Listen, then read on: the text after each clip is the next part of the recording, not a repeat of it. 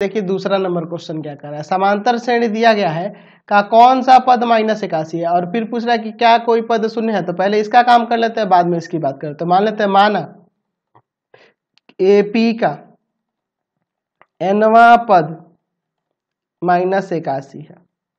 चलिए तो यहाँ पे प्रथम पद यानी कि A की बात करें तो आपका हो जाएगा 21। सारवंतर यानी कि D की बात करें तो D A2 - A1 यानी 18 - 21 यानी -3।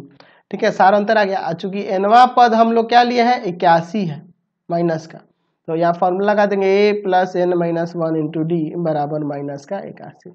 चलिए A का वैल्यू क्या है, तो A का वैल्यू 21 है प्लस n - 1 और D की जगह पे क्या है तो D की जगह -3 है बराबर -81। 21 प्लस का है उधर जाके माइनस का हो जाएगा ना।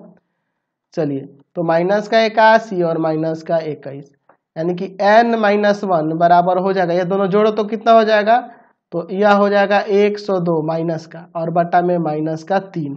चलिए इसे भाग कर देते हैं। तो पहले तो माइनस माइनस काट दो और 3 से इसको ले जाओगे तो 3 3 9 और 3 चौका 12, एक जाकर जुड़ जाएगा तो 34 + 1 35 यानी कि 35वां पद। अतः AP का 35वां पद -81 है।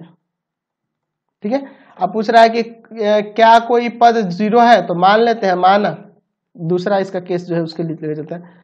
माना AP का 8वां पद 0 है, 8वां पद 0 है। यहां लिख देंगे कि यदि यह संभव है, क्योंकि इसमें क्या जोड़ दिया है तो हो भी सकता है और नहीं भी हो सकता है, हम लोग इसीलिए लिख रहे हैं कि यदि यह संभव है तो 8वां पद इसका 0 मान लेते हैं। 8वां पद 0, फॉर्मूला का A + r - 1 × D बराबर में 0। चलिए तो A का वैल्यू आपके पास है इसमें क्वेश्चन में कितना दिया है जी, A का वैल्यू 21 है, 21 और प्लस r - 1 और D का वैल्यू -3 बराबर 0। प्लस का 21 उधर जाकर माइनस का 21 हो जाएगा ना, तो यहाँ हो जाएगा r - 1 × -3 बराबर में -21। -3 उधर ले जाएंगे भाग में तो r - 1 बराबर हो जाएगा -21 बटा -3, 7 बार में कट जाएगा, एक जाकर जुड़ जाएगा, r का मान 8 आ जाएगा। अतः AP का